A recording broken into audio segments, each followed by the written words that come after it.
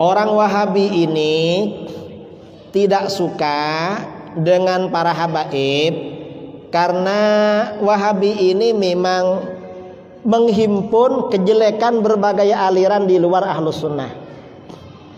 Misalnya aliran Khawarij.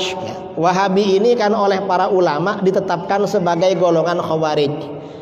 Khawarij ini akidahnya yang paling jelek, mengkafirkan dan menghalalkan darah umat Islam di luar golongannya. Wahabi ambil ini. Wahabi ambil. Mengapa? Karena ini paling jelek di Khawarij. Cuma Wahabi lebih jelek dari Khawarij dulu. Mengapa? Kalau Khawarij dulu yang dikafirkan itu pelaku dosa besar. Orang berzina, orang berbohong, orang membunuh orang, ini kafir kata Khawarij. Kalau Wahabi yang dikafirkan itu pelaku amalan-amalan sunnah, istighatsah, tawassul, tabarruk, itu amalan sunnah dikerjakan sejak masa Rasulullah SAW. Para sahabat dikafirkan oleh Wahabi. Jadi Wahabi ini lebih jelek dari Khawarij. Nah, lebih jelek. Khawarij yang paling jelek ya Wahabi, paling jelek. Kemudian ada kelompok namanya Nawasib. Nawasib ini artinya apa? Kelompok yang tidak suka kepada keluarga Nabi. Ini Nawasib. Ini Wahabi juga menjadi Nawasib. Karenanya mereka gak suka sama keluarga Nabi. Ini bukti kalau mereka memang tidak ikut Al-Quran hadis. Karena Al-Quran hadis ini memang umat Islam ya wajib cinta kepada habaib, zuriat keluarga Nabi. Tapi Wahabi malah benci kepada para habaib itu. Jadi ambil yang paling jelek dari aliran. Ya pokoknya ada aliran yang jelek, Wahabi kadang ambil pemikirannya itu. Kadang ambil. Ada kesamaan dengan aliran-aliran sebelum Wahabi itu. Tentunya aliran di luar Ahlus Sunnah wal Jamaah itu.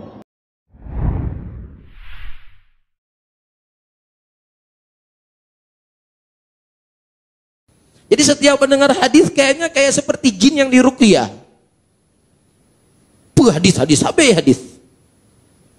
Ya, bahkan subhanallah seperti sering kita sampaikan, hati-hati dengan pengajian-pengajian kalau dalam pengajiannya sering bawa hadis Rasulullah. Hati-hati.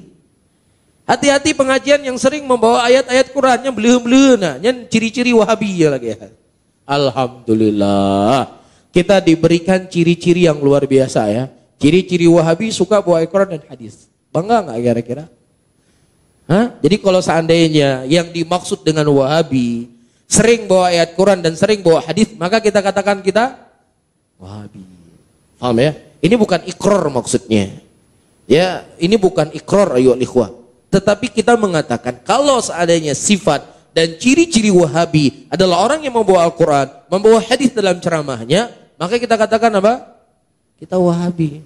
Tapi kalau Wahabi suka membunuh-bunuh orang, suka kafirin orang, alhamdulillah pengajian ustadz antum semuanya dari pagi, siang, malam, semuanya kadang di streaming, direkam, disebarkan. Ya, sebutkan satu orang saja yang di Aceh ini dikafirkan. Siapa? Antum pernah? Antum ikut pengajian Ustadz Farhan, Ustadz Azhari, Ustadz Imam, Ustadz Tontawi, Ustadz Abu Rifki? Pernah nggak di antara ustadz itu mengatakan nyan tengkuan kafe? Ada? Hah? Antum nggak tahu aja mungkin. Ada nggak kira-kira?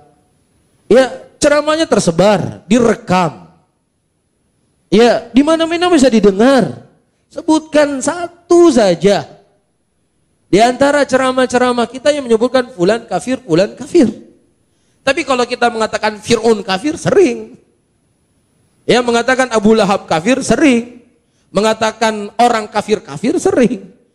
Ya, mengatakan perbuatan orang yang terjatuh ke dalam kekufuran sering. Karena Rasulullah yang mengkhabarkan, perbuatan ini bisa kufur, perbuatan ini bisa kufur. Tapi kita menyebutkan fulan dan fulan, atau jangan-jangan antum sering duduk-duduk di warung kopi, antum bilang orang kafir ya? Ada? Nyan kafe dengkuan, nyan kumpuit kafe, dekuje kafe, nyan halal darahan. Nyan warodet, nah kamu kuat, kau taku madum. Ada? Mungkin antum yang ngomong nggak? Hah? Nggak ada ya?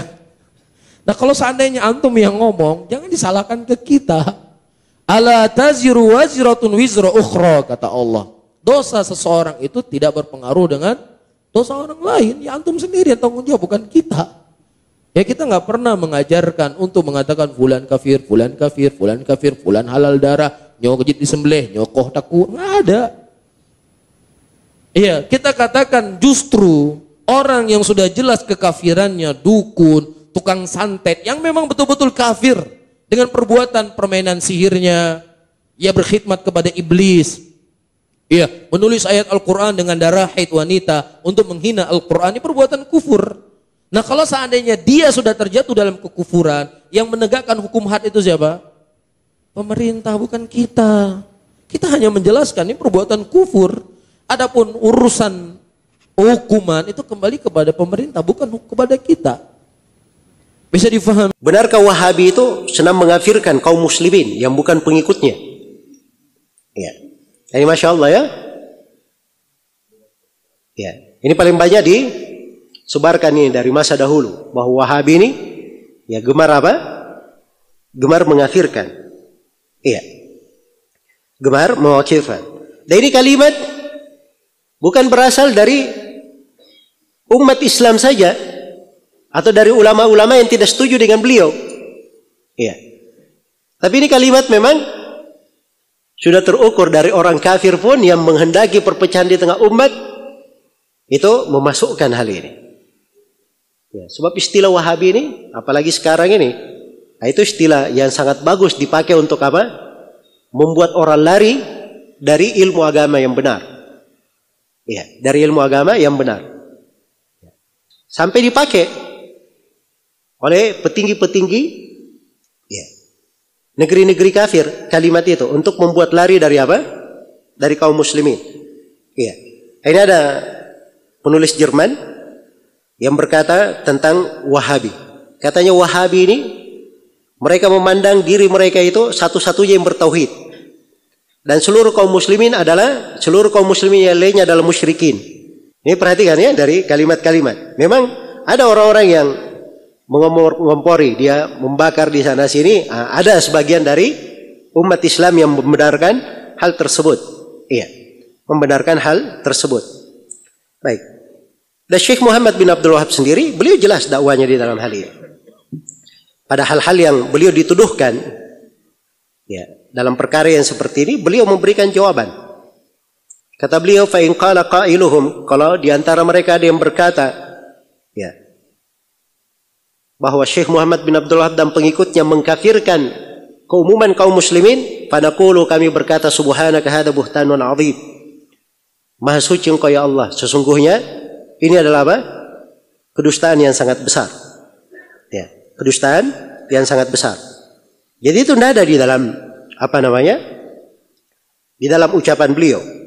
Ya, dan di tempat lain beliau katakan, kullu hadza minal kadhib wal buhtan. Semua ini dari kedustaan dan hal yang diada-adakan.